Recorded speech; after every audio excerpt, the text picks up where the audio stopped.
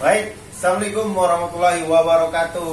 Waalaikumsalam warahmatullahi wabarakatuh. Jumpa kita di channel yang serbaguna, channel yang menginspirasi dan berekspresi. Keren kan? Keren apa? Keren lah, Ya? apalagi di channel terus terang channel yang amburadul, channel yang mengandung kicauan-kicauan dan tidak ada aturan apa-apa di sini. Kita boleh ngerokok, kita boleh mengkritik siapapun, Ya, termasuk kita terbiasa mengkritik diri sendiri. betul sekali. Baik teman-teman sekalian, untuk kali ini kita pengen membahas fenomenal yang belakangan ini sangat kita rasakan. Pasti teman-teman juga rasakan, bukan hanya saya, Yes. bukan juga Bukan hanya senior kita. saya, bukan hanya kita juga, semua juga pasti merasakan. Apa itu bang? Ketakutan. Ketakutan. Tahu nggak apa yang kita takuti saat ini? Kita lanjut setelah ngopi-ngopi.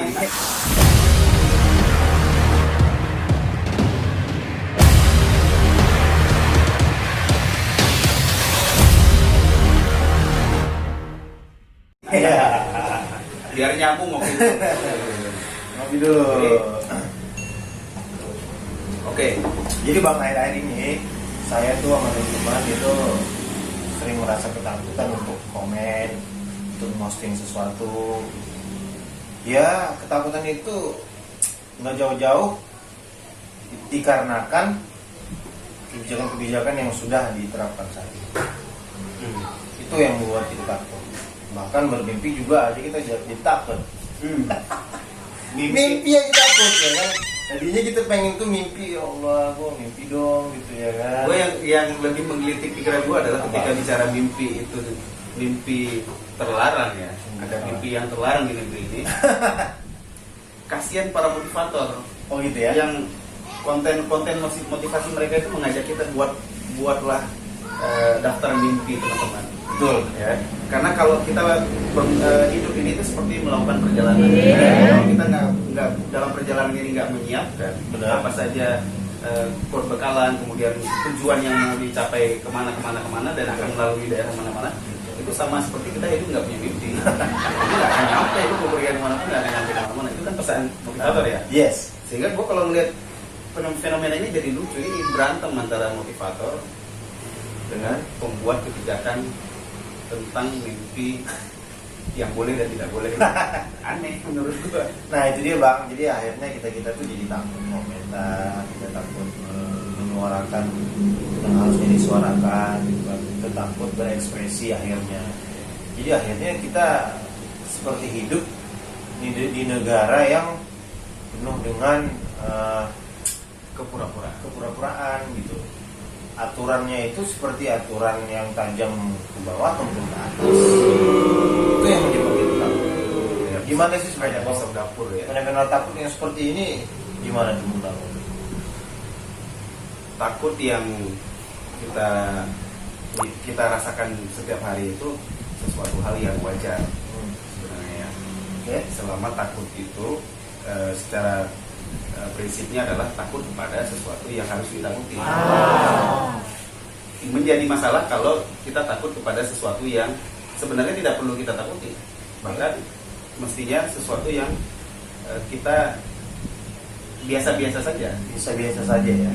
Nah, yang menjadi masalah ini kalau misalnya membahas takut kepada sesuatu yang mestinya nggak kita takuti.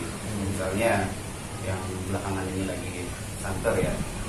Baru-baru ini kita menyebutnya mungkin beberapa hari belakangan ya, karena belum lama nih waktunya. Gue dengar ada informasi yang beredar bahwa ada seorang tokoh yang menceritakan entah bertemu dengan Rasulullah, entah mendengar Rasulullah sedang memberikan dakwah dan sebagainya ya.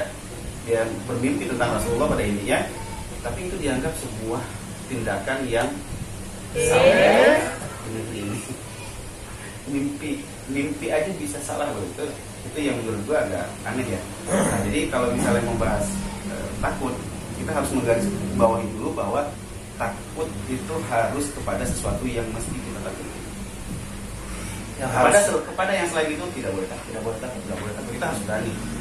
Kalau takut sama binatang buas yang berbisa gimana?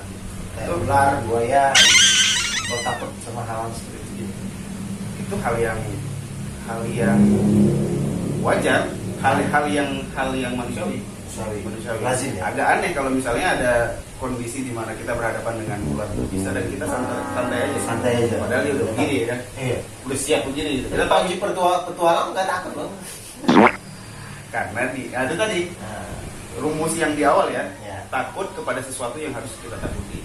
Kalau dalam kondisi gue berhadapan dengan hewan berbisa, benar-benar berhadapan dalam situasi yang di ruangan yang sempit misalnya. Kalau gue nggak menghindar lari jauh, Ya. maka gue pasti kena dan bahaya bisa. Oke. Ya kan? Nah di situasi itu gue harus kabur, harus lari. Karena efek takut tadi itu. Ya kan? Secara naluri itu gue harus penuhi hasrat untuk langkah 1000. Lari, ya kan? Karena kenapa alasannya? Gue belum punya ilmu bagaimana memusnahkan hewan. Tapi bagi orang yang bilang tadi itu, yang kayak misalnya petualang, Iya. apa namanya itu, pawang gitu kan, dia semula takut, awalnya dia takut, Tapi dia sudah menaklukkan rasa takut itu. sudah menaklukkan rasa takutnya dengan pemahaman dia terhadap menjinakkan hewan, memahami habit-habitnya hewan gitu ya, sehingga dia udah jadi kawan, Iya. bukan lawan lagi. Bukan lawan lagi. Tapi di kondisi gua yang nggak mengerti apa-apa tentang penjinakan hewan ya, itu bunuh diri. Makanya gua wajar kalau gua takut pada dia. Sah gua takut. Nah, menurut gua begitu ya. Tapi pernah nggak lo di situasi yang kayak gitu? Mengalami takut terhadap sesuatu yang semacam itu ya? Kalau dulu mungkin zaman sekolah gue masih punya rasa takut. Sekarang mati nggak? Tapi kalau sekarang gue udah nggak punya rasa takut. Sorry, ini maksudnya kepada semua hal, Semua hal. termasuk kepada Tuhan. Kalau sama Tuhan beda. Beda dong. Beda, oke. Akhirnya kenapa gue bisa menyimpulkan gue udah nggak takut lagi sama siapapun kecuali kepada Allah SWT. Kenapa gue udah menyimpulkan itu? Karena gue udah mendalaminya secara pengetahuan yang gue dapat gitu. Ya kan? Jadi setelah pengalaman hidup yang gue sekarang ini udah 26 tahun itu, akhirnya gue udah menyimpulkan, oh ternyata gue nggak perlu takut sama siapapun. Gitu. Sombong amat. Gue hanya perlu takut kepada Allah dengan cara menjalankan sholat pada waktunya dan tidak melaksanakan maksiat, udah gitu. Termasuk dalam kondisi-kondisi konstelasi politik negara kita yang Iya. Iya, menghantui setiap orang yang kritis. Nah gitu.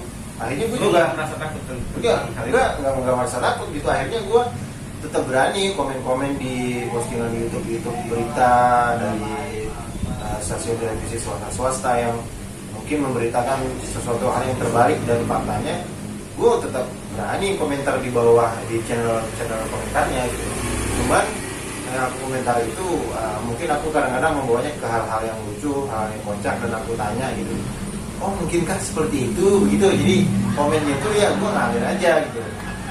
Jadi ada misi muatan ya, kritik sebenarnya ada misi yang sebenarnya gue pengen sebenarnya itu nggak kayak gitu.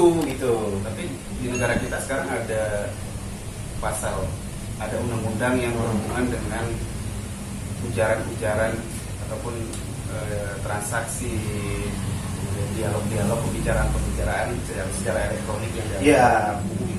kan. Nah saya juga ingin sebenarnya bang untuk undang ini, dia sebenarnya gunanya di awal itu apakah mengawasi transaksi orang berbicara, apa transaksi orang bermuamalah Masih gitu. tanda tanya buat lu ya berarti. Masih ya? tanda tanya buat gua gitu. Mestinya apa? Apakah undang-undang ITE ini mengawasi ataupun mensisipkan komentar-komentar di media sosial, atau sebenarnya gunanya itu adalah untuk mendeteksi transaksi-transaksi yang janggal, baik dari transaksi perorangan ke sebuah perusahaan atau transaksi sebuah perusahaan ke badan usaha milik negara gitu contohnya, atau ke kementerian atau segala macam, atau perusahaan luar yang bertransaksi ke dalam negeri kita, apakah itu sebenarnya Tujuannya untuk mengamankan jalur transaksi ya? benar, dan untuk sebenarnya Agar tidak ada pihak yang dirugikan. benar, agar nggak ada pihak yang dirugikan, dan biar nggak ada pihak yang bisa melakukan tindak KKN, Pak. Menurut gue sih itu.